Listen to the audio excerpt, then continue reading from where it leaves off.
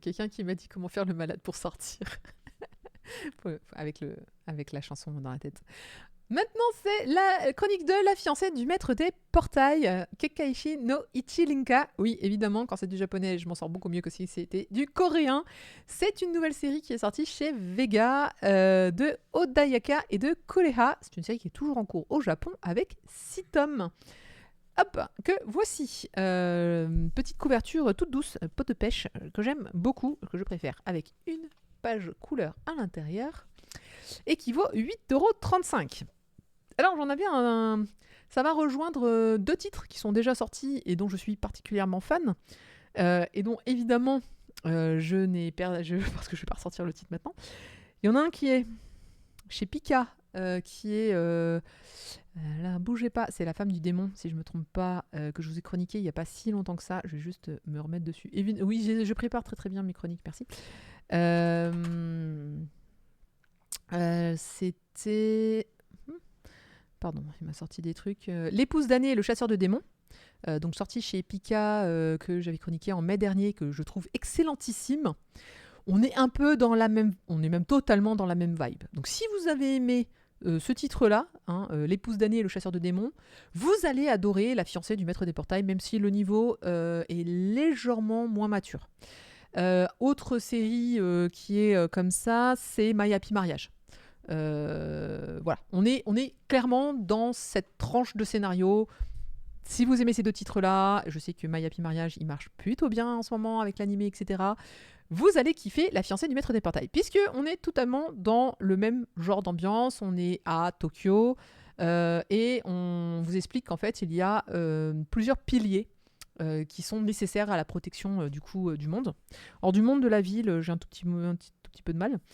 Et c'est la responsabilité de chaque chef de clan de protéger une espèce de grand pilier, c'est une espèce de grand cristal, pour faire une protection en fait, à l'échelle de la ville, du pays, du monde. J'ai un tout petit doute sur l'échelle, excusez-moi. Donc chaque chef de clan a cette responsabilité. C'est des évidemment, j'ai les mots en japonais qui arrivent et pas du tout en français. J'ai le mot en nyanji. C'est un exorciste. Voilà. Donc, c'est quelqu'un doué de pouvoirs surnaturels, plutôt occultes, et qui va donc avoir la charge de la protection de ce cristal. Et on arrive donc comme le pilier de Poséidon dans Saint Seiya. Exactement, t'as tout compris, exactement ça. Et donc on arrive dans une famille où il y a 2 sœurs jumelles. Malheureusement, l'une d'entre elles a un très grand pouvoir psychique et l'autre a 0 pouvoir psychique. Et donc du coup, évidemment, il y en a une qu'on traite comme une princesse et l'autre comme une paria. Je vous l'ai dit, ça ressemblait beaucoup aux 2 autres titres que je vous ai cités. Donc si vous trouvez que ça sonne pareil, c'est normal. Celle qui est paria, donc c'est l'héroïne, elle comprend pas la différence de traitement. Ok, sa sœur est super forte, mais bon, ça justifie pas que ses parents la jugent tout le temps comme un déchet, une moins que rien, quelqu'un qu'on ne doit même pas considérer, qui a pas le droit de prendre ses repas avec les autres. Bref, elle s'est fait pourrir jusqu'à ses 15 ans. Et sa sœur, avec qui elle était très proche, sa jumelle, mine de rien, sa jumelle a commencé à subir toutes les pressions familiales et à elle aussi se détacher d'elle et à la considérer comme une pestiférée. En mode, non mais moi tu comprends, c'est sur moi que repose le destin de la famille, l'honneur de la famille, et donc toi t'es rien, t'es moins que rien. D'ailleurs, l'héroïne est dans la dernière classe à l'école, c'est par force de pouvoir, et donc elle est dans la dernière classe, ceux qui sont pas très très forts. Elle a un shinigami, donc une création psychique qui est un petit papillon, et on lui dit les insectes en fait c'est le plus bas shinigami que tu puisses avoir. Là où sa sœur elle a un shinigami humanoïde, c'est les plus forts shinigami, c'est ceux qui vraiment sont quand t'es très fort, quand t'es vraiment un omnonji hyper fort, t'es capable de faire un shinigami qui a une tronche d'être humain. Donc franchement l'héroïne elle est en mode je suis nulle, mais elle est tous vous faire foutre.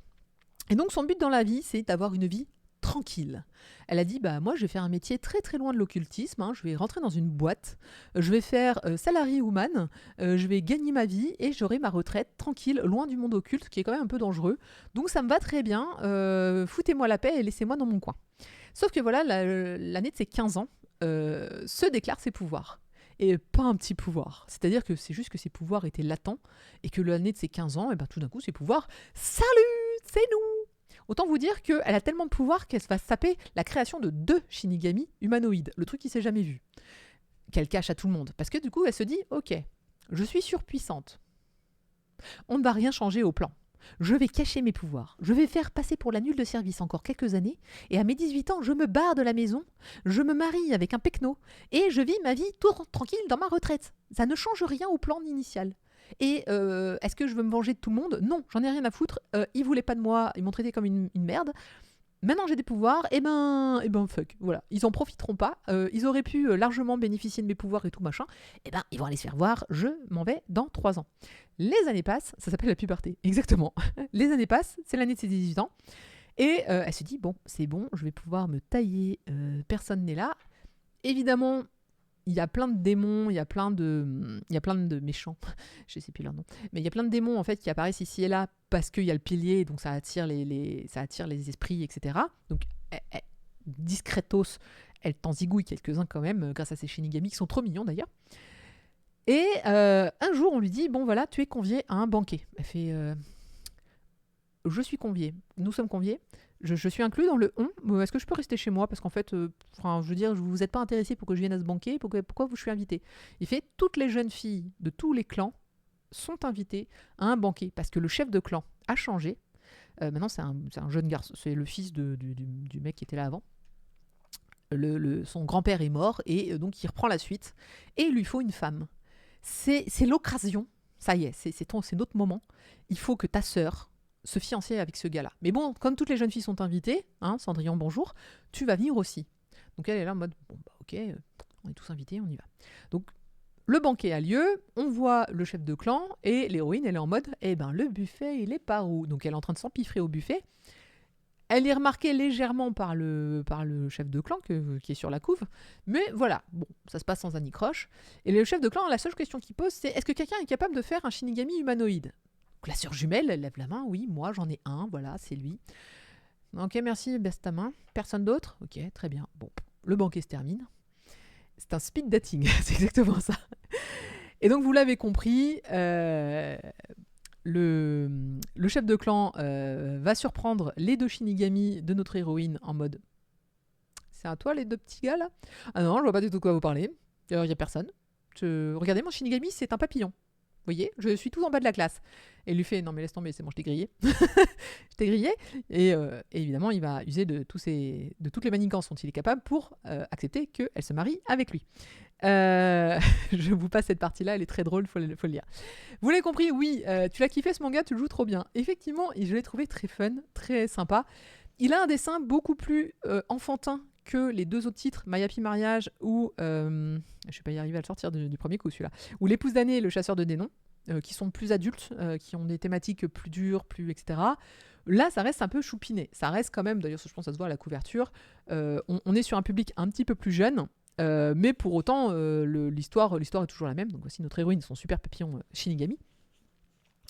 Ça se présente bien, les émotions sont plutôt mignonnes, c'est-à-dire que l'héroïne, même si elle se fait brimer, ça reste un brimage plutôt léger, ça reste des réflexions plutôt d'un niveau plutôt ça, le chef de clan.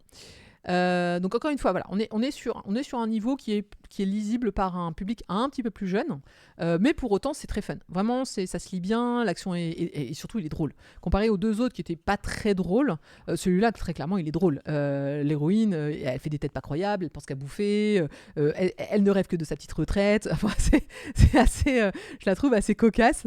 Tiens, le fameux cristal qu'il faut protéger. Voilà, c'est un gros cristal légendaire à la Sailor Moon.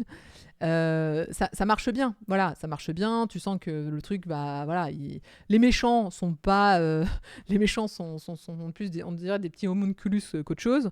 Donc franchement, c'est un très bon titre. Je pense qu'il peut être lu assez jeune. Je pense à partir de 11-12 ans, vous pouvez largement le proposer. Évidemment, tous les adultes sont invités à le lire si ça lui plaît, bien sûr.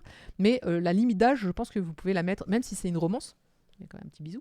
Même si c'est une romance, la limite d'âge, elle est quand même assez basse. Donc voilà pour ce titre que vraiment, j'ai été bluffée. Je le pensais un petit peu niais. Je ne l'ai pas trouvé niais. Franchement, je l'ai trouvé bien équilibré, bonne ambiance, pas glauque, même s'il s'y passe des choses un peu... Voilà, c'est pas drôle quand même de se faire rejeter par sa famille. Mais Laurine, elle est en mode... elle va tout vous faire voir, de toute façon... puisque c'est comme ça, je vais me débrouiller. Cri-cri d'amour. Est-ce qu'elle est consentante? Sur le bisou, non, pas trop. Enfin, oui et non. Elle se laisse un peu surprendre. Attends, qu'est-ce qu'elle lui dit sur le bisou? Elle fait, mais tu fais quoi? C'était quoi ce baiser? Et pourquoi tu m'embrassais? Bah, et lui, il fait, bah, je sais pas, c'est ce que font les personnes mariées en temps normal. Mais ça, c'est pas. Mais non! Mais je suis pas d'accord! Elle fait, mais c'est pas écrit que c'est interdit. Elle fait, bah oui, mais bon, enfin, voilà quoi. Bon, elle avait un peu. Enfin, elle le trouve sympa, tu vois. Mais c'est clair qu'à ce moment-là, elle est en mode. Alors, je rappelle qu'elle a 18 ans. Je trouve que ça se voit pas trop parce que le dessin est un peu enfantin. Bon, enfin, lui, je crois qu'il en a. Lui, il doit en avoir même pas une vingtaine, en 19-20, et elle a 18, hein, donc ça va, ils sont majeurs. D'ailleurs, c'est pour ça qu'ils vont pouvoir se marier, ils sont majeurs. On parle de mariage quand même dans cette histoire. Ça vaut 8,35 €. Ça reste les prix Vega avec une page couleur. Bon, c'est vrai qu'on est plus dans les 8 € de nos jours. 7, 8, c'est rare que ça dépasse un peu. Mais bon.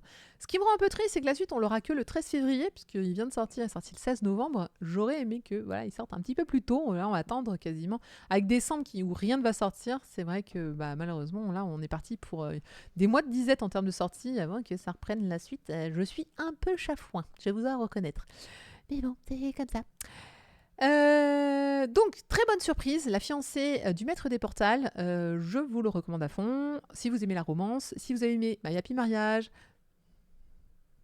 si vous avez aimé L'épouse Année et le chasseur de démons, on est dans les mêmes vibes. Et si vous aimez un petit peu rigoler et sur une petite romance un peu rigolote, ça peut passer. Je vois pas bien, la suite, ça va être probablement...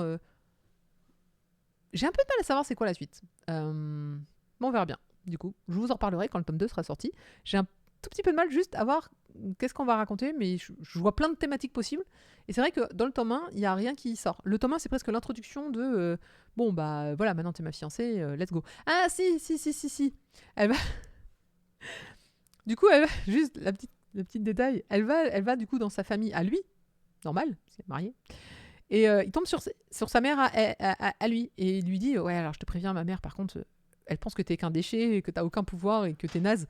Et elle fait ouais, bon, ça me change pas d'habitude du coup. Et donc elle voit et donc tu vous rencontres la mère et la mère dit je te préviens, je ne te tolère pas ici, je ne te reconnais pas comme un membre de notre famille. Et l'autre elle est là en mode ouais, tranquille, y a pas de souci madame. ouais. C'est business as usual, t'inquiète. Du coup elle regarde l'autre mec et fait bon c'est bon du coup, tranquille. Donc drôle, plutôt drôle. Exactement, un peu comme la bourge et la cagole. Exactement. Je sais plus qu'est-ce qu'elle dit quand elle voit la mère. Oui, elle fait pardon, ma mère est du genre à faire fuir même un ogre. Mais bon, oui, ils vont parler un peu de leur famille à un moment. Et elle est là en mode je te rappelle que ma famille m'a honni pendant 15 ans. Elle fait ah oui, c'est vrai. Ouais, bon, t'as l'habitude, du coup, c'est bien tranquille. Bon, voilà un petit peu pour cette série. Traduction de Hélène Garnier et lettrage de Vibrant Publishing Studio, qui ont, j'ai l'impression, depuis que Vega a été racheté, c'est avec eux qu'ils travaillent principalement. La suite en février. On va passer à un tout autre titre après le jingle.